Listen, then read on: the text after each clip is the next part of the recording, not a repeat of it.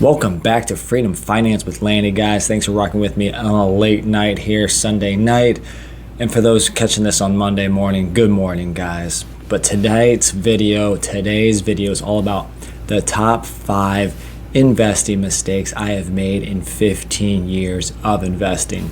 Let the Italian over here make the mistakes so that you don't have to make them yourself, and you could better your personal finance journey, hopefully from learning from some of my mistakes, guys, because we've all made them. And I've made some big doozies, but these are some 5 kind of life investing lessons here that I have learned, over the 15 years of investing that I'm now trying to correct and or also not make again, guys. So grab your favorite beverage, your beer, your liquor, your wine, your espresso, because you're Italian this weekend, baby. And let's dive into my top 5 investing mistakes. Let's get it.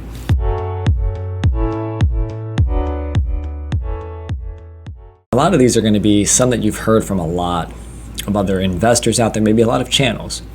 But to really kick this off with the first of the 5 investing mistakes here, guys, it's really not about investing younger. Back when I was 10, I wish I would have bought some shares of VOO, or bought that Apple stock or Microsoft stock in 1990, whatever. No.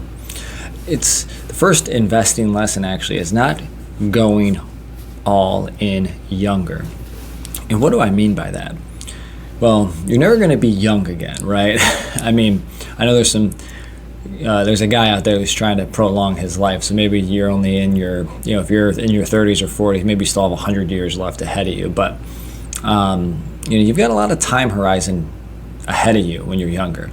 Your early 20s. Early 20s is kind of where my mind frame goes when I think of younger.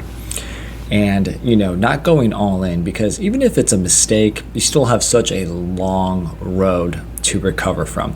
Your recovery period is a lot longer than somebody at 35, 45, 55, 65. So going all in on something that your conviction is just so high, and just moving the chips in. And one real life mistake I did here, again, I think I talked about my first investment ever was a T. Rowe Price target date retirement fund from February of 2009 was when I made my first investment, guys. So wow, actually going on, 16 years. But, because what I really wanted to do, based on all the research, all my education that was really, happening at that time, I had my undergrad in accounting. I was going through the MBA finance program as well, doing many investment courses. And I really wanted to buy Apple stock. I'm not kidding. I really wanted to pull the trigger. And I was in the business lab at the, university that I was at. And, I remember sitting there going, okay, I can either open this account and buy Apple stock, or maybe I don't know enough yet. Maybe I should just start investing in a target date retirement fund, guys. And I could have gone all in. Because I started investing, I think that first investment was like $1,000 or $2,000 in a target date retirement fund. Saved up a lot of cash from working the 3 jobs, plus had an assistantship that I had going on at the time. So put a lot of dollars to work in that target date retirement fund. Now, those dollars still did a lot of work, don't get me wrong, but that dollar would have gone a heck of a lot further by taking that chance, going all in younger. So let me know if that resonates with you guys, not moving the chips in when your conviction is high, and instead going for the safer route, but knowing that you should have followed that instinct. Number 2 here on this list, guys, is an interesting one. One that, again, I don't think many talk about when people talk about investing mistakes to not make them, is actually chasing undervalue based on simple metrics during great times. So you have your portfolio, you've got your 10, 20, 30 stocks of companies that you understand, that their business, and their business does well, and the stocks do well.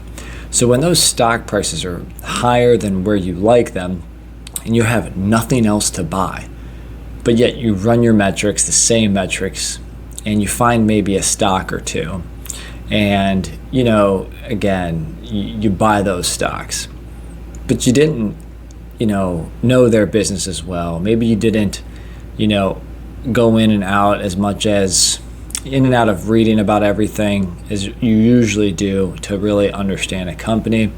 Maybe it was a little bit more complex or an industry that you didn't quite understand. And, there's a lot of mistakes I made in this. And again, this is probably your mid-20 teens, when things were just still going so well. And it was like, okay, this is where all of a sudden you end up growing your stock portfolio with dozens and dozens of stock positions, 50, 60, 70 plus stock positions you end up with because you keep doing this. And, it's the question I would ask you that I'm asking myself: do I want to own this stock forever? Do I want to own this stock generationally? Will the stock be around generationally? So that's what it comes down to now for me. But at the time, I was just buying a stock that fit criteria because I wanted to buy stock. I didn't want to buy, let's just make up a ticker here. I didn't want to buy Lockheed Martin at $400 a share. I wanted to buy, because I saw my price right up $200 or $300 a share. So I can't buy Lockheed anymore. But let's buy something like Mattel or Tupperware or Bed Bath & Beyond. Sure, some of the metrics look great, but then all of a sudden they weren't. So yeah, those are some of my investing mistakes within this mistake. Is, did I want to hold Mattel for a long time? Probably not. So, but I bought them because they probably had a low PE. They probably had some consistent dividend going on, and the payout ratio appeared safe at one point. Now, I didn't take a loss on, Mattel. Didn't take a loss on Tupperware, surprisingly. Didn't take a loss either on Bed Bath & Beyond. I was able to exit those at somehow the right time periods. MDU Resources rings a bell. Again, I was just buying stocks just because all the other companies that I understand, all the companies that I want in my portfolio were priced out. And now, if that happens, just buy an ETF. Buy your VOO. Buy your SCHD for all you SCHD goers out there. Buy VYM, buy VIG. Be okay with buying the ETF. That's where I'm at now. All right, I see I'm taking up a lot of time here. So let's get into number 3, guys. Investing mistake number 3. If dividend growth, I'm a dividend growth investor, guys.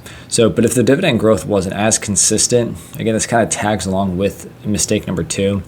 Say if they had some sort of spotty track record of growing, dividends, such as they did it for a few years, then they stopped, or maybe they're new to the dividend investing world. They've only increased their dividend 2 or 3 years. That's just a recipe for disaster. Again, all companies need to start somewhere with their dividend. But if it's a stock that you're not sure of, again, because I don't want to include Meta or Google, some of these beasts that are just initiating their first ever dividends. But if it's like a company that you don't really know or don't really understand well, but yet they do have 4 years of dividend growth. Oh yeah, but they fit all my other metrics. Let's buy them. Just try to stop yourself there from doing that because they haven't built that track record, that history, that consistency yet of increasing your passive income cash flow. So again, that's one really harps on the dividend growth investors out there. So not buying a dividend stock that has short term on the dividend growth history. All right, mistake number 4. You've heard this on the channel a ton of times. Owning too many individual stocks, too many small positions. And that makes it so hard to keep track of every single stock. Did they beat earnings? How did earnings look? How did outlooks look? And when you're studying 50, 60, at one point, again, entering 2024, I was over 70 stock positions. I'm now down to the low 60s, I think 61 or 62. And the goal in 2025 is to get that down to 50. And when you think about it like this, even if you bought a stock and maybe you put 500 into it, even if you 10x that, 500 is only going to become $5,000. So just always think about that. And that kind of goes back, to number 1. When you find a company that you understand well, that does well, that performs well, don't put the 500, put the 5,000, because if that 10x's, that's 50,000. So again, owning too many individual stocks takes up too much time, and you have too many other headaches then that could happen. Do you have more headaches with 70 stocks, or would you have more headaches with 5 stocks? Again, I know there's some diversification, not all eggs in one basket. But, again, you probably understand what I'm saying. All right, investing mistake number 5 here. Okay, now this is the cliche one. Not really investing earlier, but not investing more earlier. Because time and compounding truly, truly, truly are your friend. Because once time's there and it's done, you can't get it back, guys. So just please take that from me. My best investments, most of my best investments have been the stocks that I've owned for over 10 years. Visa's a good one. I think I'm up like 2,000% on that. Lockheed Martin up over 1,000%. Aflac somewhere up over 400 to 500%. And these are stocks that I have owned, close to 15, if not 15 years possibly. So the best stocks are the ones that you hold, for a long time. And if I were to invest more or had invested as much as I could at those points in time, again, they would be worth even a lot more. So guys, push yourselves to the limit when you're investing, especially if you're younger. Why? Because again, you have a lot of time ahead of you to make up for it, a lot of recovery time, as I call it. Let's throw a little bonus here. In a bonus investing mistake, again, you think you might be a great individual stock picker. You might be an individual investor like I was. And then COVID hit, and then I started to realize, I should probably just add some ETFs because, I know that this is a great time to buy stock, and maybe I can't sit here and individually pick a stock every single day or every single week. So just being okay as a bonus investing tip, which I should have been comfortable with younger, is being okay with investing ETFs. Putting your ego aside, guys, because it could save you a lot of time and headaches, dividend cuts, a lot of pain you could avoid, guys. So those were my 5 investing mistakes that you can learn from. Again, to recap, not going all in younger, chasing undervaluation on simple metrics during great times. Again, buying those companies that you don't understand as well as you do the others that you own, but they fit the metrics, so you buy them. Dividend growth inconsistencies, not falling for that trap. Owning too many individual stocks, creating headaches, pain, and just consummation of time or consumption of time. Not investing more earlier. Again, tagging back to number 1. And then lastly, being okay with buying ETFs. There's nothing wrong with that, guys. So let me know in the comments, what are your investing mistakes you've made? Do any of these resonate with you? How can we help others out there on their investing journey, guys? So like the video, subscribe to this channel, and I'll catch you on the next one.